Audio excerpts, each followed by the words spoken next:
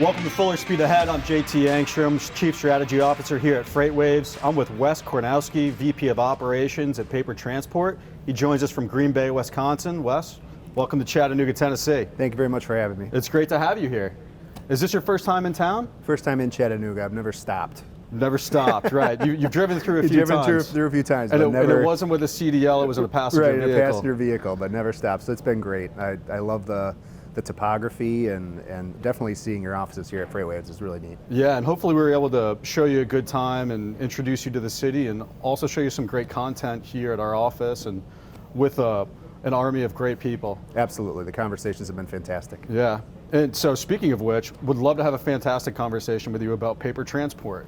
And I think the sort of best way to start that conversation is with a little bit of history of the company, and I know it's, you know, family founded, kind of unique. The name is sort of revealing as to how it started. Can you talk to me a little bit about that? Yeah, absolutely, and we're really proud of how our company started. So 29 years ago in 1990, our two founders, well, actually four founders, Lenny and Joan Shefchak and Roger and Amy Grimsley, started Paper Transport with three trucks dedicated to a major shipper in Green Bay. And they started the company with, I guess, they instilled their values and taking care of the customer, taking care of the employees, and that's carried through today, where we're consistently striving to build a great place to work where outstanding people deliver. Yep. And as testament to that, you know, there's stories about the first year of the company that are always really interesting to talk about. But you know, Lenny and Roger leaving their wives at vacation to come back during a winter storm at our shipper to make sure that the trailers got moved. Yep. And that commitment to customer and commitment to driver and employees it still exists today. That's right, and you can see that when you look at the historical growth of the company, that you must be doing a phenomenal job of taking care of your customers in order to show that level of growth. Yeah, so right now, the way that we present it usually is over the past 13 years, we've seen 15% annual growth. And that's come in the form of either driver growth, revenue growth, or diversifying our business. That's incredible. So right now, Paper Transport today is around 870 drivers. We have 3,300 trailers under management, roughly. And we're pretty much dedicated to some major shippers. 75% of our business on the asset side is dedicated, and then that would leave the other 25% as kind of in that one-way configuration, OTR. And on the flip side, we also have PTI Logistics, which is a very robust intermodal marketing company. Okay. Where we provide ramp-to-ramp service to shippers. Well, that's unique. And we also can introduce our own assets to that service. Yep. So Paper Transport can also provide dray to PTI Logistics. So you do the dray. Do you also have partnerships to do like TOFC or something? Absolutely. Okay. Absolutely. We've done TOFC. So we're not a one-trick pony. We do have a lot of different service offerings, and we're going to continue to grow those service offerings. When I talk about dedicated, that includes yard management, shuttling, spotting, regional dedicated, the whole 9 yards, P&D, inbound. Committed capacity. Yeah, exactly. All that stuff. So I think over the past 29 years, through the great leadership of the company, we've built a great place to work and continuing to do so by understanding or trying to understand what our customers want, what solutions they need, and also our employees and drivers, what's driving them. Yeah, absolutely. Do our drivers want to be home weekly? Do they want to be out 2 weeks at a time, home daily? We're trying to provide all those opportunities. And then people in the office, what's their career progression? Right. And I believe it's our culture that's enabled us to grow and grow sustainably like we have been. Yeah, and having been in your office before, I could corroborate that story, that it's a very vibrant culture. Right. Your office is pretty new feeling. I don't know if it's a brand new building, but it's certainly been updated very recently. Yeah, so it's funny. It's not a new building. It's not that old. I believe in the 90s it was built, but it was a dance hall wedding reception place. So there's some people in our office that have gotten married there. And then it turned into a church, and then we renovated to be our new headquarters with great visibility right off of Highway 41. Yeah. And within our building, we have some main conference rooms that are I-41, I-43, kind of the highways that built our company. Yeah, the for interstates sure. that built our company. You guys have some assets on site as well, right? Use that as parking. Yeah, we facilities? can. We also have our maintenance vendor very close, Right. less than a mile away, where we have most of our equipment parked. And now you said you also have a brokerage as well, is that right? Correct, through PTI Logistics. So not only is PTI Logistics an intermodal marketing company, we're also a truck brokerage. So that's interesting. So in terms of offering to the customer, you're able to provide dedicated truckload, irregular truckload for one-way freight or unpredictable freight. Intermodal, Yep. for a variety of reasons, whether it's actually TOFC or the drayage Rail getting on on or off the containers. rail. Yep.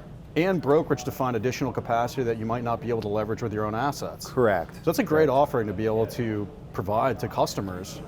Yeah, and we really like to go to the customer to understand, and I was talking to Ben this morning, who's here also, that we don't necessarily try to force a truck on an intermodal lane or the rail in a truck lane, because we offer both services. So we can go to the customer almost mode agnostic, like you're hearing now in the industry, and say this makes sense here and this makes sense here.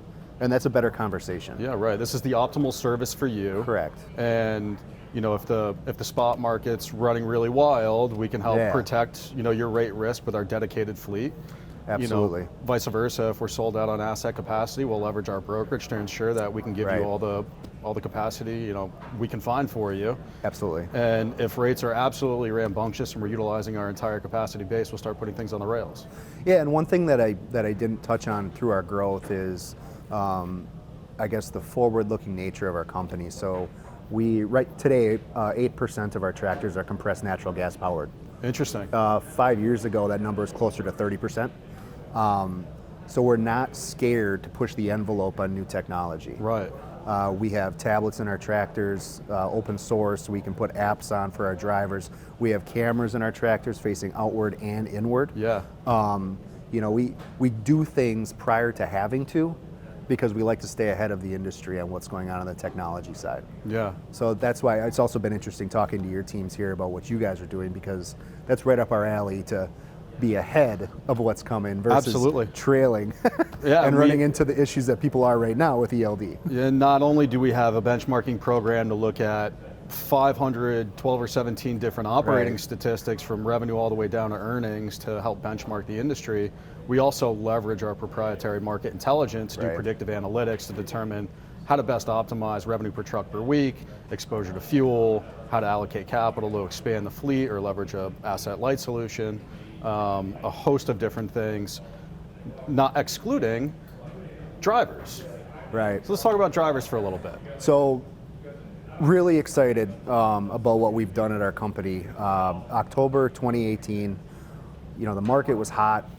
We were, let's fill the seats, let's get drivers in. We were turning and burning, and we found ourselves in a situation where we were at about 80% turnover. And that wasn't acceptable to us because we're building a great place to work. Well, if you have 80% turnover, what are you turning? 600 plus drivers a year? Right. That doesn't seem like a great place to No, work. that's costly. Exactly, it's costly and it's just not our culture. And it's just indicative of employees being unhappy. Correct. So as part of your culture, you also don't want that. Exactly. So when we saw that, we said, we got to do something differently. And we came back with the idea that we should probably start screening our drivers on the front side to make sure that we're capturing any kind of data that would lead us to believe they're going to leave in the first 90 days, because that's what's most important in that employment cycle. So we created a position on driver engagement 0 to 90 days. We changed our operation around where we have operations managers dedicated to driver engagement.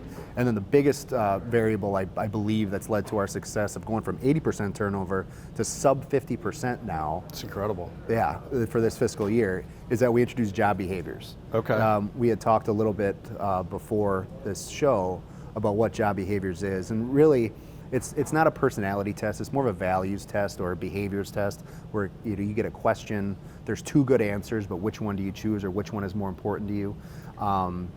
Depending on how the drivers answer those questions depends on whether we're going to move forward with their employment with paper transport. Okay. And what we're seeing today, basically it's a bell curve, and we're getting rid of 50% of our applicants, and we're only converting the top 50%.